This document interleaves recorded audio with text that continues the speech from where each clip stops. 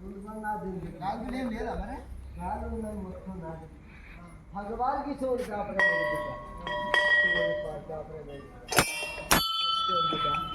వాని కక్కలు మంటలు ఇంటికి పోతే కడుపుల మంట తినే తక్కిన బిడ్డ గోవు ఒక దిక్కుంటే మందు దిక్కుంటే చిన్నవా మరి ఏం చేద్దాం తల్లి భగవాన్ చేసిన పాపం కాదు యువసాచిన పాపం కాదు బిడ్డ ఎవరి గద్దెకు వచ్చిందో అని అబద్ధం అనేది బిడ్డలారు మీరు మరి ఎవరి మాయ ఏం కదా మరి నేను చెప్పలేను చెప్తాను నూతరు బిడ్డ నా నూతరు బిడ్డలారా బిడ్డను కాదు బిసవాడి బిడ్డ చెప్పాలి కదా మరి